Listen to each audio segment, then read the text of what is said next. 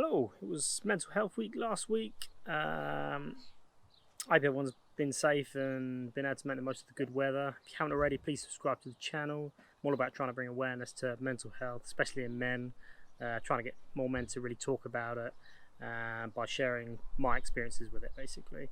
Apologies for not uploading this video last week. Fallen a little bit behind, mainly because I was suffering myself with some depression that I've now been able to overcome, mainly because I've kept up with the little things that little everyday things that I can try and keep doing that I know my depression can't thrive whilst I do them.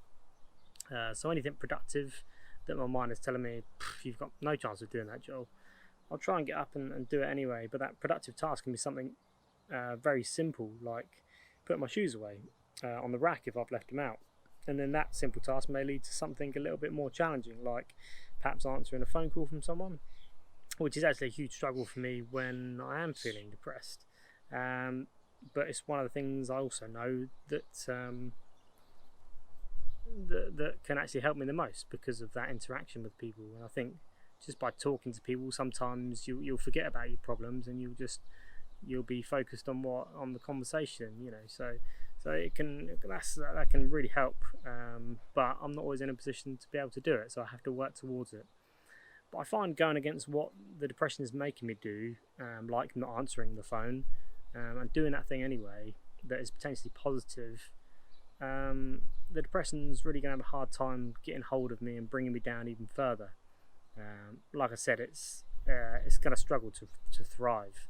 I kind of look at it like giving it the middle finger, giving something that deserves it the middle finger, which is a depression. So hopefully you can relate to that. But even after doing this positive thing, it may still be there, and of course it won't be very nice. But by maintaining and not feeding into it any more than it's already got means that even sooner it should start to reduce. But this time was probably the quickest I've experienced it come and go. It probably sort of built up over the course of a couple of days, and then when it sort of set in, it was probably another couple of days, and then it just faded away. But I was making a real effort to try and keep doing things, to keep achieving these little tasks throughout the day. Just a bit of a sort of, like I said, giving it the middle finger and just saying, no, I'm not just gonna curl up and give up. I'm gonna carry on, And it was hard, but I managed to do it by just doing little things. Sure, I did want to just curl up and fall asleep, but during the day, and sometimes when I do that, or when I have done that, I've actually woke up and felt a bit better. So sometimes your body does need it because it's very draining. When you do suffer with mental health, it completely drains all your energy. And sometimes you do just need a rest. But I would say majority of the time that if I do go to sleep, it's going to have a negative effect on me because I'm either going to wake up, I'm going to feel the same, or I'm going to feel even worse. I'm not a very good sleeper anyway, so it's definitely going to make me struggle to sleep that night, which means the next day I'm going to be even more tired, which means I'm going to struggle with all the tasks that I've got, with work and all that kind of stuff. So if I really try to avoid napping, if I feel myself needing to, I try and get up and walk around, get some fresh air, get a glass of water, anything just to try and sort of wake myself up again. But whether I keep exercising these rules or not, it's not going to last forever. It will go in its own time, even if I do nothing. But I will keep trying to reduce that time as well.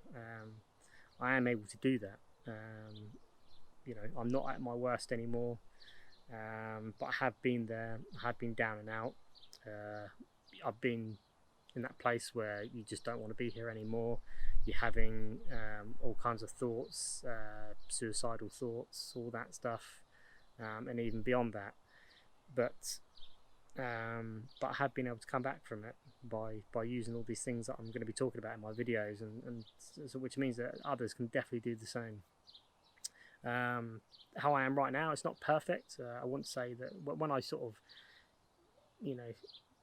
I'm trying to stay in the moment as much as possible, trying to exercise mindfulness, which I will talk. I have spoke about before, and I will continue talking about it.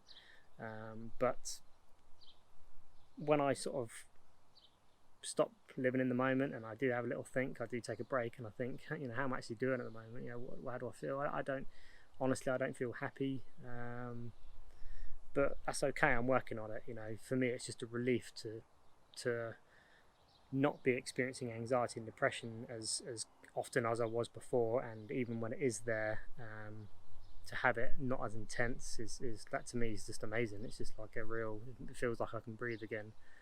So the fact that I don't feel truly happy isn't that much of a concern for me at the moment. I'm more about trying to just continue doing these small changes in my life that are going to have a big impact over time, and then hopefully as I get used to it and I get used to feeling this way and thinking along these new lines, and that I'll